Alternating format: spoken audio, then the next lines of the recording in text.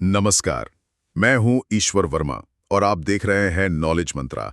आज हम इतिहास के एक ऐसे मोड़ पर बात करेंगे जिसने भारत की कहानी बदल दी।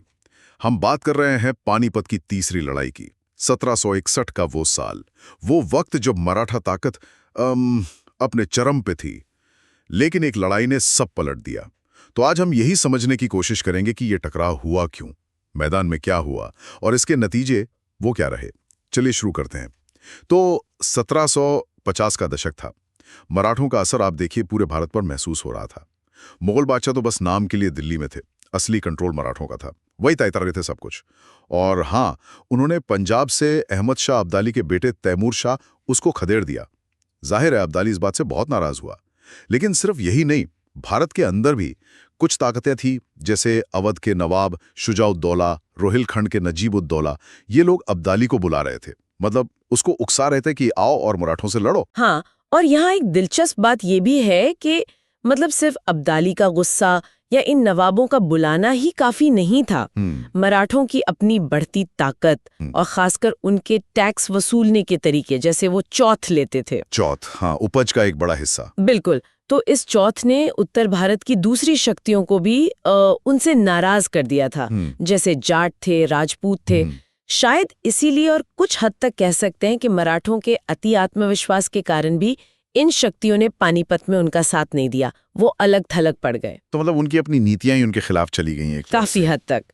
देखिए ना, भरतपुर के महाराजा सूरजमल, वो तो एक संभावित सहयोगी थे। उन्होंने सदाशिवराव भाऊ को सलाह भी दी, कहा कि ये जो सेना के साथ इतने सारे परिवार, औरतें, बच्चे हैं, इनको पीछे छोड़ दो। अच्छा। क्यों? ताकि सेना तेजी से आगे बढ़ सके और रसद मतलब खाने पीने का बोझ कम हो। लेकिन भाऊ ने शायद जीत को लेके वो इतने आश्वस्त हैं कि उन्होंने ये बात मानी नहीं, नजरअंदाज कर दिया। और शायद इसी वजह से वो पानीपत में अकेले पड़ गए। हाँ, कह सकते हैं। और फिर आया वो दिन, जनवरी 1761, पानीपत का मैदान। भयानक सर्दी थी और ऊपर से सुनने में आता है कि भारी बारिश भी हुई थी। बिल्कुल, कड़ाके की ठंड और बारिश।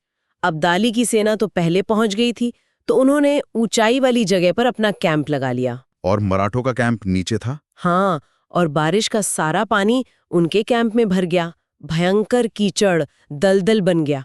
इसका असर तो उनके तोपखाने पर बहुत बुरा पड़ा होगा। इब्राहिम खान गारदी के नेतृत्व में वो तोपखाना तो उनकी बड़ी ताकत थी। सबसे बुरा असर उसी पर पड़ा। वो भारी तोपें उस कीचड़ में हिल भी नहीं पा रही थी। मतलब मराठों की सबसे बड़ी ताकत एक तरह से बेकार हो गई। ओहो। और मुसीबतें यहीं खत्म नहीं हुई।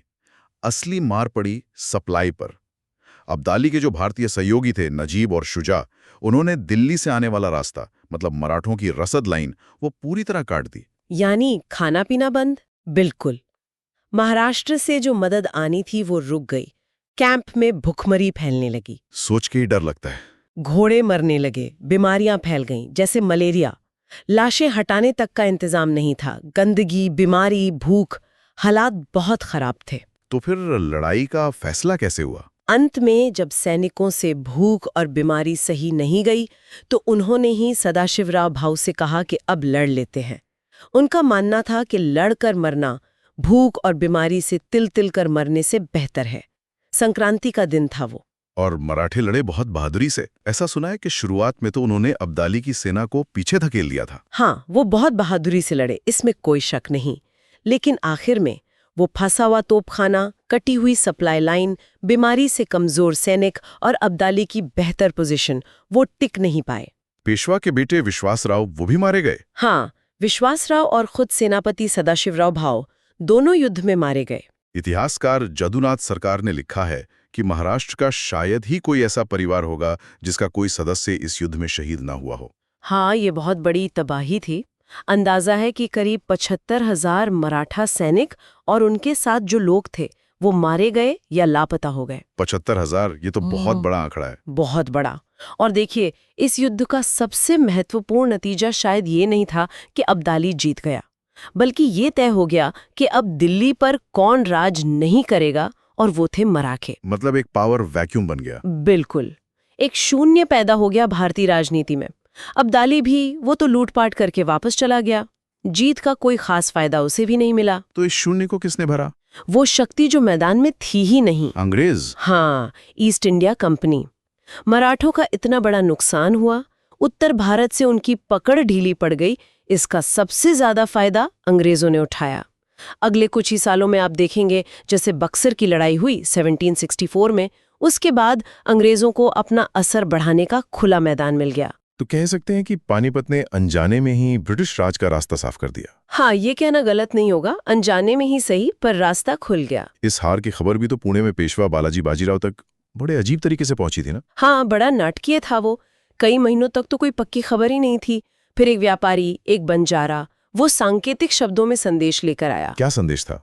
उसने कहा, 2 मोती विलीन हो गए, मतलब विश्वासराव और भाऊ। 22 सोने की मोहरें खो गईं, यानी बाकी बड़े सरदार, और चांदी तांबे की तो गिनती ही नहीं, मतलब सैनिक। कहते हैं कि पेशवा बालाजी बाजीराव वो अपने बेटे की मौत और इस भयानक हार का सदमा बर्दाश्त नहीं कर पाए।